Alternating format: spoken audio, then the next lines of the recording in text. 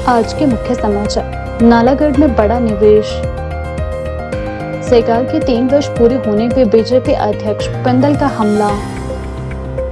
Winter carnival से पहले स्थानीय व्यापारियों की तैयारियां तेज। अवैध निर्माण और मस्जिद के मानचित्र को लेकर विवाद तेज। कांग्रेस सरकार की रैली पर आरडीपी का हमला। लकड़ी के दाम बढ़ने पर आंदोलन रंग लाया। युग हत्याकांड, हाईकोर्ट के फैसले से निराश हुआ परिवार। राजकीय शमशेर स्कूल में छात्रों को बांटे जा रहे मुफ्त स्वेटर। 15 दिसंबर तक करवा सकेंगे फसलों का बीमा। रिज मैदान पर सरस मेला 2025 की धूमधाम से शुरुआत। अब समाचार विस्तार से। हिमाचल प्रदेश में कांग्रेस सरकार के 3 वर्ष पूरा होने पर आयोजित किए गए कार्यक्रम को लेकर भाजपा प्रदेश अध्यक्ष डॉक्टर राजा बिंदल ने करारा हमला बोला है।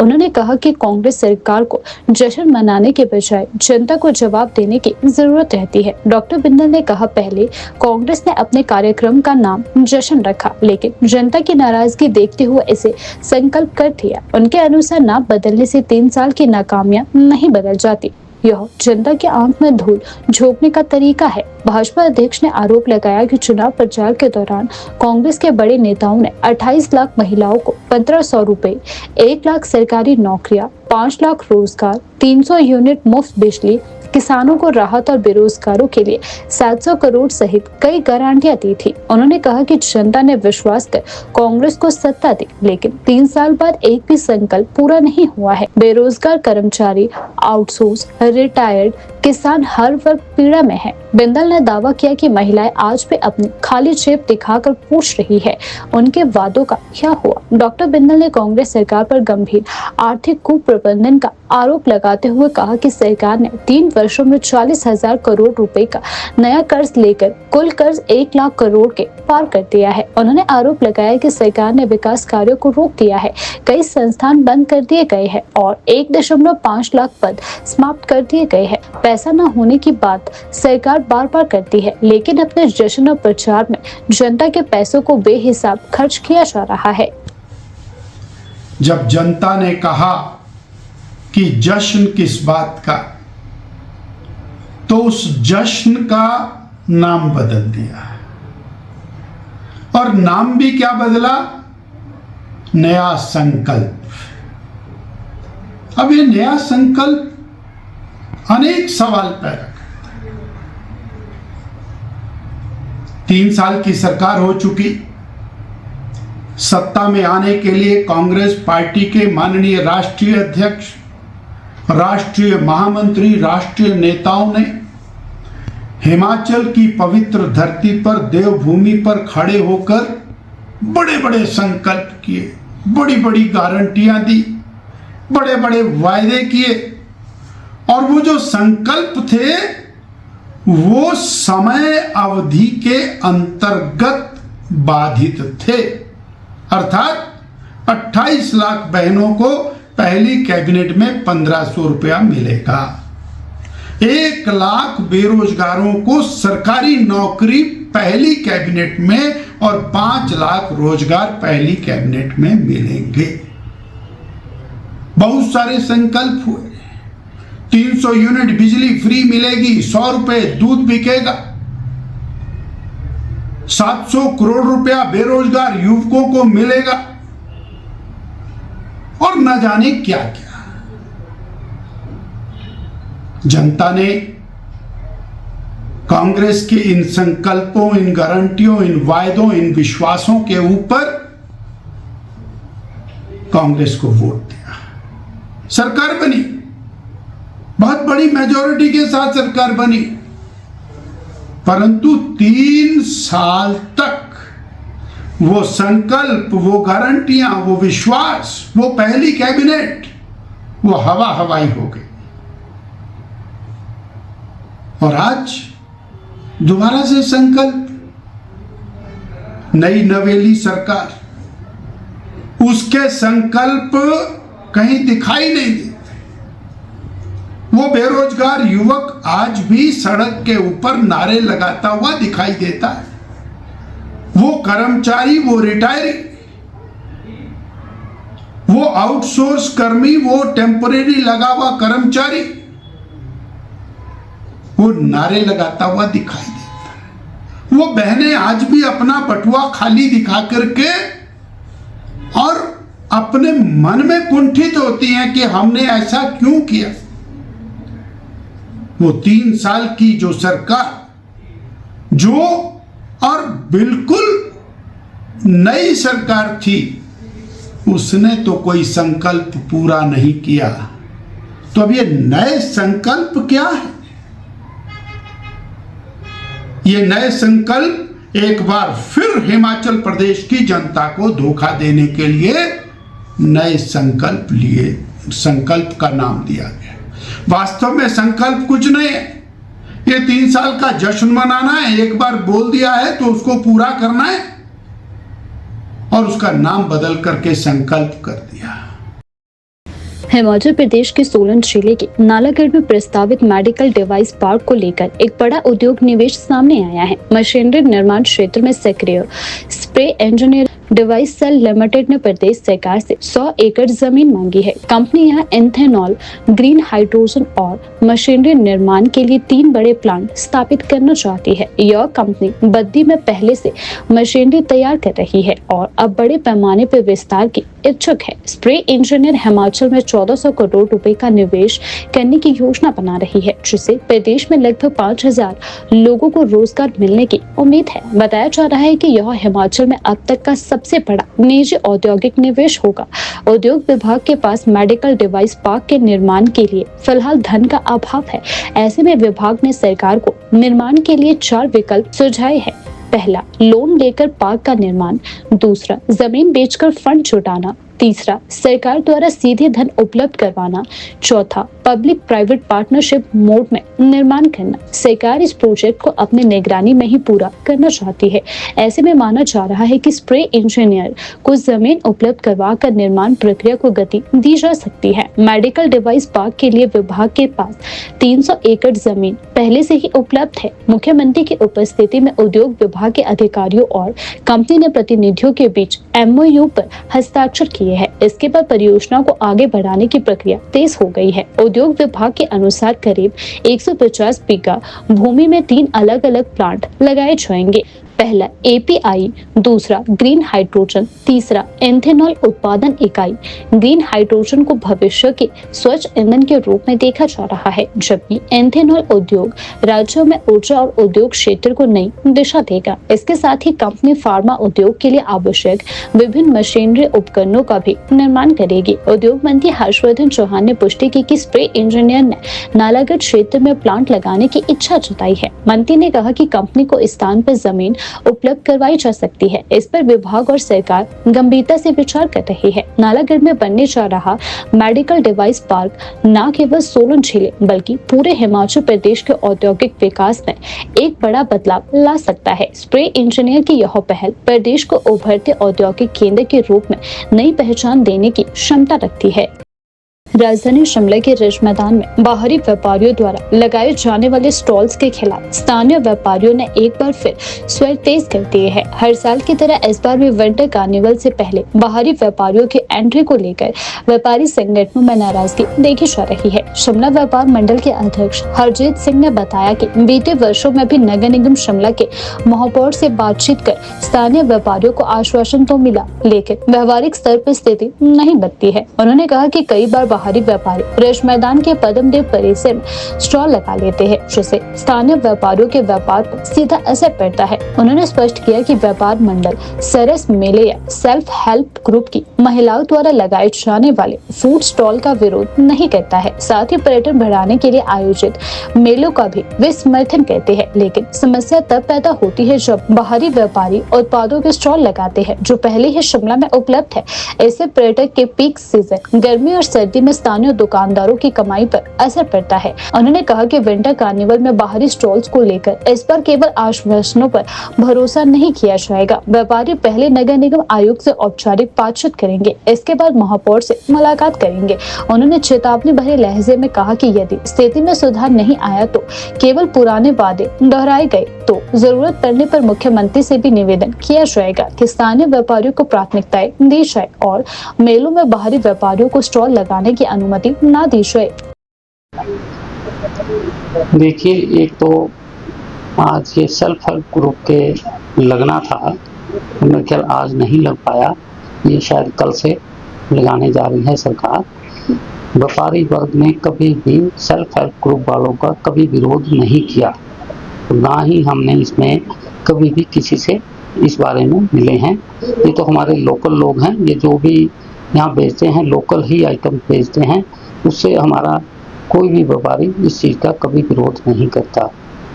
जी बिल्कुल जी, मैंने पहले भी बोला, हम कभी भी व्यापारी वर्ग कभी भी किसी मेले का, ये हमारा संस्कृति जो हिमाचल की संस्कृति है उसका एक हिस्सा है, मेले लगते हैं, लगने भी चाहिए, उसका हम विरोध नहीं करते। लेकिन हम विरोध इस बात का करते हैं कि जो बाहर से व्यापारी बुला के उनसे यहाँ पे रेडीमेड जैकेट्स, शॉल्स, कंबल और काफ़ी चीज़ें जो आके बाहर से बेच के चले जाते हैं, हम उसका विरोध हमेशा ही करते हैं और आगे भी करेंगे।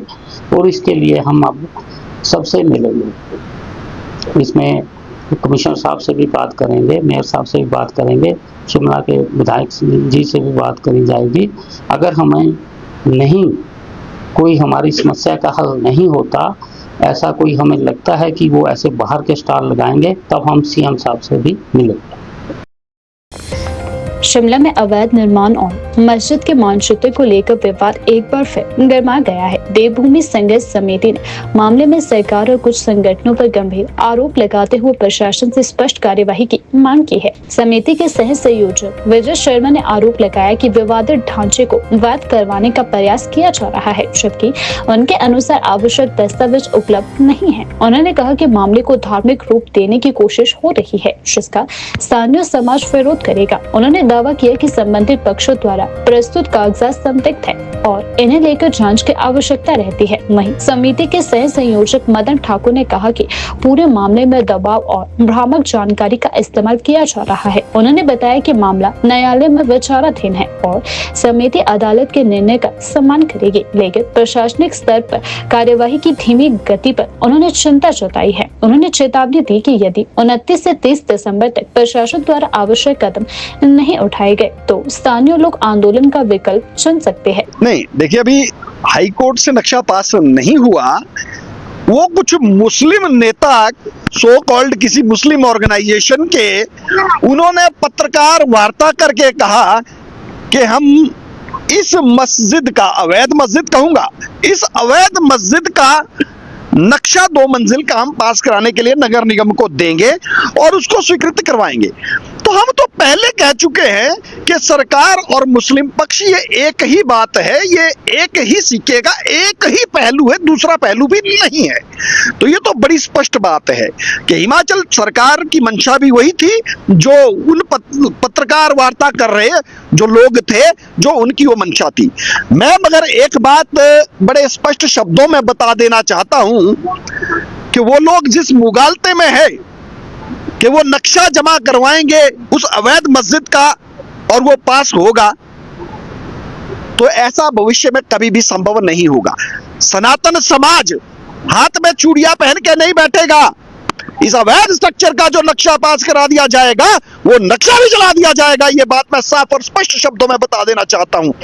और जो लोग वो थे उनकी क्रेडिबिलिटी क्या है, मुस्लिम समाज के अंदर उनका क्या रोल है या क्या उनको कितना सम्मान दिया जाता है, मैं आपको बता दूं। जिस जगह उन्होंने पत्रकार वार्ता की वो जगह खुद में अवैध है। वो पिछले 50 साल से वहां पे एक अवैध मदरसा चल रहा है, जिस अवैध मदरसे में वो पत्रकार वार्ता कर रहे हैं। और कौन लोग थे वो, मैं आपके सामने एक समाचार पत्र की कटिंग दिखा रहा हूं। पंजाब केसरी में खबर छपी है 29 दिसंबर सन 2006 कोबरा पोस्ट का ऑपरेशन, एक स्टिंग ऑपरेशन हुआ। उसमें वो महाशय 25,000 50,000 रुपए लेने के लिए, हज का कोटा बढ़ाने के लिए पाए गए। पुस्टिंग ऑपरेशन में वो इस तरह से लोग, जो दूसरे मुमताज अली जी वहां पे बैठे थे, अरे आपको रिटायर हुए 15-20 साल हो चुके हैं, फिर भी आपने वो वक्त की जगह खाली नहीं की। माननीय न्यायालय से आप केस हार गए, फिर भी आपने पता नहीं वक्फ बोर्ड में जाके क्या सब सेटिंग की। इन लोगों की कोई क्रेडिबिलिटी नहीं है, इसलिए इन लोगों की बातों को हम इतनी गंभीरता से नहीं लेते हैं। परंतु जो इनकी मंशा थी, ये सरकार का मुख थे, जो सरकार ने करना चाहती थी वो सरकार ने इनके मुंह से उस पत्रकार वार्ता के माध्यम से बुलवाया। देखिए, बहुत पहले से कहा जाता है कि जो मदरसे की जो पढ़ाई है, मदरसे से जो निकला हुआ वैज्ञानिक इनका आता है या इंजीनियर या आईएएस बनता है, वो ठीक उसी प्रकार से सच बोलता है जिस प्रकार से हलाला से हुई जो औलाद है वो अपने बाप को स्वीकार करने की बात करता है। ये वो लोग हैं जो अपने आप को कभी पहचान नहीं पाए। तो ये हिमाचल प्रदेश और यहाँ की जमीन और यहाँ के जो जमाबंदी ये प्रस्तुत कर रहे थे, आज तक कहाँ थे? आज तक ये 15 साल से अगर कोर्ट में केस लड़ रहे थे तो वो कहाँ थी जमाबंदी? ये सारा झूठ का पुलिंदा है। मैंने कहा कि ये लोग अपने आप को नहीं बता पाए कि हम लोग कौन है, अपने बाप का नाम नहीं बता पाए कि हमारा असली बाप कौन है। तो ये लोग जो भी बताएंगे मनगढ़ंत बताएंगे, इससे ज्यादा तवज्जो देने की जरूरत नहीं है। ये मदरसा छाप, इनसे इतनी ही उम्मीद की जा सकती है। ये सिर्फ लब जिहाद कर सकते हैं झूठ बोल के, ये भूमि जिहाद कर सकते हैं, ये लोग आपके फल सब्जी थूक जिहाद कर सकते हैं, बाकी ये लोग ज्यादा कुछ नहीं कर सकते हैं। और ज्यादा कुछ करेंगे तो ये डॉक्टर इंजीनियर बन के हर कहीं फटते फिरेंगे। परंतु मैं आपके माध्यम से बताना चाहूंगा कि जो इन लोगों को शरण देने वाले हैं, उनकी छित्र परेड करने का समय आ गया है। जो इन लोगों को घरों में अपनी दुकानें दे रहे हैं, पहले निवेदन करेंगे और उसके बाद अगर हाथ भी उठाना पड़े तो हम उससे पीछे नहीं रहेंगे। दूसरी बात, गाय खाने वाला और गाय पूजने वाला कभी भाई नहीं हो सकता। देखिए, जो कोर्ट का निर्णय है वो करने पड़ेंगे, आज नहीं तो कल। और हम आपके माध्यम से इतना कह देते हैं कि कमिश्नर साहब ने 30 तारीख तक का समय है, 29 तारीख तक का समय है उनके पास है। अगर 29 तारीख को उनसे पहले उन्होंने उस चीज को नहीं उखाड़ा तो 30 तारीख का दिन हमारा होगा। राष्ट्रीय देवभूमि पार्टी आरडीपी के प्रदेश प्रवक्ता डॉक्टर अनिल ठाकुर ने हाल ही में कांग्रेस सरकार द्वारा आयोजित रैली की कड़ी निंदा की है। उन्होंने कहा कि रैली ऐसे समय में की गई जब आपदा अधिनियम के चलते सड़कें बंद थी और जनता भारी परेशानियों से गुजर रही थी। डॉक्टर नेकी ने आरोप लगाया कि राज्य ऋण और बेरोजगारी से जूझ रहा है, पर सरकार झूठी प्रशंसा और राजनीतिक शो में व्यस्त है। उन्होंने आपदा प्रभावित परिवारों को मात्र 7 लाख मुआवजा और विधायकों को करोड़ों के फ्लैट दिए जाने पर सवाल उठाते हुए इसे जनता के साथ मजाक बताया है। आरडीपी ने सरकार से पूछा कि जब एमएलएस की सुविधाओं के लिए पैसे है तो राज्य का कर्जा क्यों नहीं उतारा जा रहा है और जरूरतमंद नागरिकों की मदद क्यों नहीं की जा रही। पार्टी ने सरकार से श्वेत पत्र जारी कर किए गए दावों के प्रमाण सार्वजनिक करने की मांग की है। नमस्कार दोस्तों, जय मां भवानी। मैं डॉक्टर निकी ठाकुर, राष्ट्रीय देवभूमि पार्टी का प्रदेश प्रवक्ता। आज हिमाचल प्रदेश के अंदर जिस तरीके से कांग्रेस पार्टी ने रैली की है, उस रैली की मैं कड़े शब्दों में निंदा करता हूं। कितने मजबूर लोग उस रैली के अंदर पहुंचे। जिस प्रकार से हिमाचल प्रदेश के अंदर नर्सिंग स्टाफ के साथ मजाक किया गया है, नर्सिंग स्टाफ की उम्मीदों को पानी में बहा दिया गया है, जमीन के अंदर उसको दफना दिया गया है। कितने बेरोजगार नौजवानों ने इस रैली में जाकर प्रोटेस्ट किया। उन्होंने हिमाचल प्रदेश की सरकार से सवाल उठाए कि हिमाचल प्रदेश सरकार उन्हें नौकरी कब देने वाली है। उन वादों का क्या हुआ जिन वादों में 1 लाख नौकरियां बनने वाली थी। जब इलेक्शंस को कराने की बात आती है तब ये कह दिया जाता है कि सड़कें बंद है, आपदा एक्ट लगा हुआ है, लेकिन ये खुद रैली करने के लिए वहां पहुंच गए, अपनी तारीफें करने के लिए वहां पहुंच गए, अपने मुंह मियां मिट्ठू बनने के लिए पहुंच गए। 26,000 करोड़ से 30,000 करोड़ तक का कर्ज उठाया हुआ है। उसके बाद इनको इतनी सी भी शर्म नहीं आई ये कहते हुए कि हमने बहुत अच्छा काम किया है।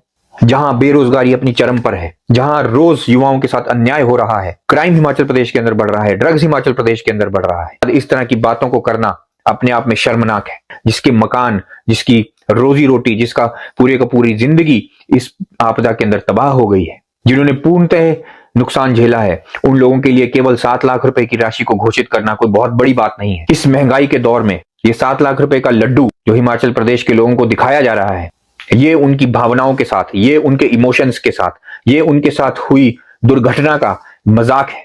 जब अपने आप को कुछ चीज देने की बारी हो तो ये 68 के 68 विधायक एक हो जाते हैं। उस समय पर ना पक्ष बोलता है ना विपक्ष बोलता है। अपनी सैलरीज बढ़ानी थी, बढ़ा ली। दैनिक भत्ता बढ़ाना था, बढ़ा लिया। अपने आप को 2.5 करोड़ के फ्लैट्स देने थे, उसके लिए भी पैसे का इंतजाम हो गया, जबकि इनके पास फ्लैट्स ऑलरेडी मौजूद हैं। अगर आप शिमला में जाएंगे तो विधानसभा के पास ही इनको फ्लैट्स दिए गए हैं। उसके बाद ऐसी क्या इनको आफत आई हुई है, ऐसी क्या जरूरत इनको महसूस हो रही है जिसके लिए इनको 2.5 करोड़ अपने फ्लैट्स के ऊपर खर्च करना है। रातों रात इनके लिए सड़कें खुल गई, रातों रात इनको अलाउ कर दिया गया, परमिशन दे दी गई कि जाएं ये जो मर्जी रैली करते रहे, क्योंकि खुद की परमिशन खुद ही तो देनी थी। नहीं, परेशानी जनता झेले और ये लोग मौज करें, यही मोटो है इनका। विपक्ष भी होगा वो भी सही से काम नहीं करेगा। अगर इतना ही पैसा इनके पास है तो ये हिमाचल प्रदेश का कर्ज वापस क्यों नहीं कर देते? विपक्ष भी जो बार बार ये दावे करता है कि कर्ज बढ़ता गया, उन्होंने भी अपनी सरकार के समय पर क्यों कर्ज लिया? तो क्या इन्होंने अपने पैसों में से भी एक बार भी किसी की मदद करने की कोशिश किया है हिमाचल प्रदेश के अंदर? ये रैली से क्या दिखाने की कोशिश की गई? इसमें यह दिखाने की कोशिश की गई कि प्रदेश की जनता इतनी मूर्ख है कि उसके सामने आप कोई भी झूठ बोलते चले जाओ, प्रदेश की जनता को कोई फर्क नहीं पड़ता। कि हम प्रदेशवासी आज जाग चुके हैं, हम प्रदेशवासियों को अच्छे तरीके से समझ आ चुका है कि हिमाचल प्रदेश के अंदर अब एक विकल्प चाहिए, एक राजनीतिक विकल्प चाहिए, और राष्ट्रीय देवभूमि पार्टी ही हिमाचल प्रदेश के लिए अब एक इकलौता विकल्प है। हम ये प्रदेश की सरकार से डिमांड करते हैं कि जितने भी वादे इन्होंने आज किए हैं, जो बातें इन्होंने आज की हैं, उसे प्रूफ के साथ, उसे एफिडेविट पे, श्वेत पत्र के जरिए जनता को यह बताया जाए कि जितनी भी तारीफें इन्होंने अपने आप की हैं, उस तारीफ का प्रूफ क्या है।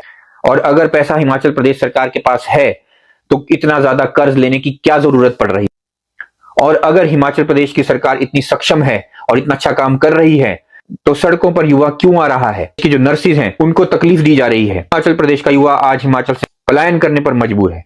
इन सब सवालों का जवाब हिमाचल प्रदेश की सरकार दे। शमशान घाट में दाह संस्कार के लिए उपयोग होने वाली लकड़ी के दामों के विरोध में अनशन करने वाले गदर फ्रंट के अध्यक्ष रवि दलित की पहल रंग लाती दिख रही है। उन्होंने उपायुक्त कार्यालय में एसडीएम और शिमला उपायुक्त अनुपम कश्यप से मुलाकात कर मुद्दे को विस्तार से रखा। बैठक के बाद उपायुक्त ने आश्वासन दिया कि शमशान घाटों पर लकड़ी के बड़े दाम जल्द ही कम किए जाएंगे। साथ ही यह भी बताया गया कि आगामी वन विभाग से विचार कर दाह संस्कार के लिए लकड़ी मुफ्त उपलब्ध करवाने का निर्णय भी लिया जा सकता है। बता दें कि पहले शिमला के शमशान घाट में एक मन लकड़ी के 350 रुपए लिए जाते थे, जिन्हें बढ़ाकर 450 रुपए कर दिया गया था। वहीं कलनोक शमशान घाट में सूद सभा की ओर से प्रति क्विंटल लकड़ी पर 100 से 200 रुपए की बढ़ोतरी कर दी गई थी। रवि कुमार दलित ने बताया कि एक शव के दाह संस्कार में करीब 14 मन लकड़ी लगती है। दाम बढ़ने से प्रति दाह संस्कार लगभग 1400 रुपए का अतिरिक्त बोझ लोगों को झेलना पड़ सकता था। स्थानीय लोगों को उम्मीद है कि प्रशासन द्वारा शीघ्र निर्णय लेकर आम जनता को राहत दी जाएगी। आपको जानकारी होगी 2 तारीख मंगलवार को संजौली स्थित शमशान घाट में मैं सांकेतिक अनशन पर बैठा था और मुद्दा ये था कि संजौली स्थित शमशान घाट में लकड़ी के दाम 350 से 450 रुपये प्रति मन कर दिए गए थे और उसको लेकर हमने वहाँ से जब अपना अनशन को समाप्त किया तो वहाँ से हमने एक ऐलान भी किया था कि 7 दिन के भीतर अगर डीसी शिमला, उपायुक्त शिमला इस मामले पर गंभीरता नहीं दिखाते हैं और इस मामले पर संज्ञान नहीं लेते हैं तो हम आगामी मुख्यमंत्री के सरकारी आवास के बाहर धरने पर बैठेंगे। तो आज जो है डीसी शिमला द्वारा जो है एक बैठक का आयोजन किया गया था जिसमें हमारे साथ सनातन धर्म सभा के जो वहाँ के कमेटी के लोग थे वो भी मौजूद थे। तो आज जो वहाँ पर बातचीत हुई तो वहाँ पर ये जो सारी बातें सामने आई कि लक्कड़ किस बात से क्यों महंगी दी जा रही है और क्या कारण रहे उसके। जो वन विभाग की जो यहाँ पर जो वन विभाग है उनके द्वारा जो है 800 रुपये प्रति मन जो क्विंटल जो है लकड़ दी जाती है। तो जब वहाँ पर ये बातचीत जब इनकी हुई, उनके साथ डीसी सर के साथ बातचीत हुई तो उसके बीच जो परिणाम जो सामने आए तो इन्होंने जो है 450 से 400 रुपये प्रति मन जो है लक्कड़ के दाम कर दिए हैं। आज जो कि बढ़ाई हुई उसमें जो है 50 रुपये कम किए हैं। 350 जो रेट थे उससे मतलब 50 रुपए जो है अब अधिक रहेगा, और जो बढ़ाए गए थे उससे 50 रुपए कम रहेगा। तो ये एक सकारात्मक पहल थी, बहुत अच्छा लगा। सभा के लोगों के अंदर भी दया है, धर्म है, दीन है, और ये बहुत ही अच्छा जो यहाँ पर काम कर रहे हैं, और ये भी चाहते हैं कि इस लक्कड़ के रेट कम हो। लेकिन जो सरकारी जो डिपो है वहाँ पर जो है लक्कड़ के दाम जो लिए जा रहे हैं, उसके बाद जो है इनको लगता है कि आर्थिक बोझ इन पर भी पड़ रहा है, तो उसकी वजह से जो है आज जो है उन्होंने जो है अपना दिल बड़ा दिखाते हुए लक्कड़ गए थे। तो उसमें जो कमी करते हुए आज जो है ये जो फैसला सभा ने लिया है बहुत अच्छा लगा है। बहुचर्चित योग हत्याकांड में हाईकोर्ट के फैसले के बाद योग का परिवार गहरे सदमे और निराशा में है। बीते 11 वर्षों से अपने बच्चे के हत्यारों को कठोर सजा मिलने की उम्मीद लगाए बैठे परिजनों को अदालत के हालिया निर्णय से बड़ा झटका लगा है। हाईकोर्ट द्वारा एक आरोपी को बरी किए जाने और निचली अदालत द्वारा सुनाई गई मौत की सजा को उम्र कैद में बदलने के फैसले से परिवार पूरी तरह असंतुष्ट है। योग के पिता ने कहा कि 7 साल तक मामला हाईकोर्ट में चला, लेकिन बच्चे को अब भी न्याय नहीं मिला है। उन्होंने स्पष्ट किया कि वे निर्णय को स्वीकार नहीं करेंगे और सुप्रीम कोर्ट में चुनौती देंगे। पिता ने बताया कि उन्होंने सर्वोच्च न्यायालय में इंसाफ के लिए याचिका भी दायर कर दी है, ताकि दोषियों को कठिन से कठिन सजा मिल सके और उनके बच्चे को वास्तविक न्याय मिल सके। अब यहाँ से तो हरासमेंट हुई, तब सुप्रीम कोर्ट से तो उम्मीद है ही, जो मेन तेजेंद्र पाल को जो छोड़ दिया सरकार ने, कोर्ट ने जो छोड़ दिया, उसके लिए हम सुप्रीम कोर्ट गए। जो मेन आरोपी था, कमी तो रहेगी, तभी हम सुप्रीम कोर्ट गए। सरकार प्रशासन से तो मैं अभी तक तो साथ में चले, मगर अभी जो तेजेंद्र पाल को छोड़ दिया, इससे हमारे को ना उम्मीद होगी हम सरकार कोर्ट से, कोर्ट के फैसले से। उम्मीद तो ही है, जब दायर किया तो उम्मीद तो ही है, जब सेशन ने फैसला दिया है, हाई कोर्ट से ना उम्मीद हुए हैं, सुप्रीम कोर्ट से तो उम्मीद रख ही रहे हैं। विश्वास तो भगवान के ऊपर है, विश्वास तो भगवान के ऊपर, वो तो अपना कर्तव्य जो हम कर रहे हैं, बाकी तो भगवान देख रहा है। प्रोत्साहन मिलेगा, पूरे हिमाचल को प्रोत्साहन मिलेगा, कोई हमें नहीं, पूरे हिमाचल को। जो हमारे साथ जनता है, सारी हमारी जनता साथ में है, हिमाचल पूरा है। इस बच्चे के लिए सारा योगदान दिया है पूरे हिमाचल ने, इसलिए हम यही करते हैं। शीतकाल के बढ़ते प्रकोप के बीच राजकीय शमशेर वरिष्ठ माध्यमिक विद्यालय नाहन में छात्रों के लिए गर्म कपड़ों की सुविधा सुनिश्चित करने के उद्देश्य से मुफ्त स्वेटर वितरण कार्यक्रम शुरू किया गया। विद्यालय प्रशासन, स्थानीय समाज सेवियों और शिक्षकों के सहयोग से चलाए जा रहे इस अभियान ने छात्रों और अभिभावकों में राहत की भावना पैदा की। कार्यक्रम के तहत विद्यालयों में अध्ययनरत सभी वर्गों के छात्रों को चरणबद्ध तरीके से स्वेटर प्रदान किए गए, ताकि कोई भी बच्चा ठंड के कारण शिक्षा से वंचित न रहे। इस पहल का मुख्य उद्देश्य आर्थिक रूप से कमजोर परिवारों के छात्रों को सर्द मौसम में सुरक्षा देना और उनकी पढ़ाई में बाधा न आने देना है। विद्यालय के प्रधानाचार्य ने बताया कि हर साल सर्दियों में कई बच्चों को ठंड से बचाव को लेकर परेशानी होती है। कई परिवार सीमित आय के कारण बच्चों के लिए गर्म कपड़े खरीदने में सक्षम नहीं होते हैं। इस कारण इस बार पहले से तैयारी करते हुए स्वेटर वितरण का निर्णय लिया गया। विद्यालय प्रबंधन समिति, शिक्षकों और कुछ स्थानीय समाज सेवियों ने बच्चों के लिए आवश्यक संख्या में गुणवत्तापूर्ण स्वेटरों की व्यवस्था की। कई सामाजिक संगठनों ने इस अभियान में सहयोग का आश्वासन दिया। स्वेटर मिलने पर छात्रों में खासा उत्साह देखा गया। छोटे बच्चों ने नए स्वेटर पहनकर खुशी जाहिर की और बताया कि अब वे बिना ठंड से डरे नियमित स्कूल आ सकेंगे।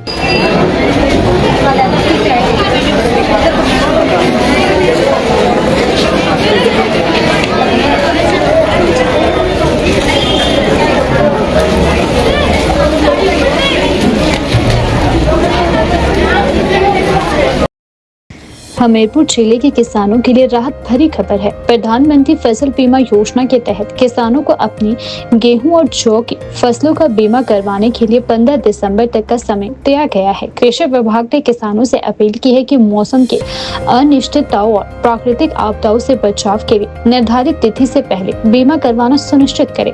यह योजना केंद्र सरकार द्वारा संचालित है और इसका उद्देश्य किसानों को फसल क्षति की स्थिति में आर्थिक सुरक्षा प्रदान करना है। विभाग के अधिकारियों ने बताया कि बीमा करवाने पर किसानों को बहुत ही कम प्रीमियम देना होता है, जबकि उन्हें बड़े स्तर पर फसल हानि की भरपाई मिलती है। कृषि विभाग ने किसानों को सलाह दी कि वे निर्धारित दस्तावेजों के साथ अपने नजदीकी बैंक, कॉमन सर्विस सेंटर या कृषि कार्यालय से संपर्क करें। हाँ नमस्कार। सबसे पहले तो मैं अपनी इंट्रोडक्शन देना चाहूँगा। मेरा नाम डॉक्टर शशिपाल अत्री है और मैं बतौर उप कृषि निदेशक जिला हमीरपुर में कार्यरत हूँ। तो जहाँ तक आपने प्रश्न किया कि फसल बीमा योजना के इसमें क्या चल रहा है, तो मैं आपको बात बता दूँ कि हर वर्ष की भांति जो हमारी केंद्र सरकार द्वारा प्रायोजित प्रधानमंत्री फसल बीमा योजना है, इसके अंतर्गत हमारी जो मुख्य फसलें हैं उसका बीमा करवाया जाता है। जहाँ तक हम रबी सीजन की बात करें तो इसमें गेहूं और जौ की फसल इसमें इन दोनों फसलों का बीमा करवाया जाता है। अब जैसे मैं आपको बात बताऊं कि जो पिछले साल तक हमारा जो ट्रेंड था लगभग 24 से 25 हज़ार तक जो किसान हैं हमारे इसमें बीमा करवाते थे, लेकिन इस वर्ष अभी थोड़ी सी, क्योंकि ऑनलाइन ये सारा सिस्टम है, तो अभी थोड़ी सी इसमें प्रॉब्लम ये आ रही है कि हमारे कुछ गाँव जो हो अभी तक जिनकी मैपिंग नहीं हो पाई है वो अभी तक इसमें एंटर नहीं हो पा रहे हैं। तो उसकी वजह से इस बार अभी तक जो है 18,467 किसानों ने ही बीमा करवाया है और 15 दिसंबर तक ये और आगे बढ़ने की इसकी संभावना है। जैसे आपने बात की सूखा पड़ने की, तो पिछले 2-3 सालों से ये देखा गया है कि जो बारिश है वो देरी से हो रही है और उसकी वजह से मतलब फसलों को सूखे तरह नुकसान इसमें झेलना पड़ रहा है। तो इसमें मैं आपको बात बताऊं कि अगर क्योंकि मुख्य फसल हमारे गेहूँ है, तो गेहूँ की बात करें तो इसमें जो हमारी बिजाई करती है उसमें 21 से लेकर 30 दिन तक तो हमारी CRI स्टेज होती है, प्राउंड रूट इनिशिएशन। नुकसान जो वो हो गए। किसानों को यही है कि थोड़ा सा धैर्य रखें। हो सकता है कि थोड़े दिनों में अभी बारिश होने वाली है और इसमें कहीं अगर मल्चिंग का वो कर सकते हैं, कुछ पापड़ी वगैरह उसमें डाल दें, तो उससे क्या होगा कि वो नमी जो है इसकी बरकरार है।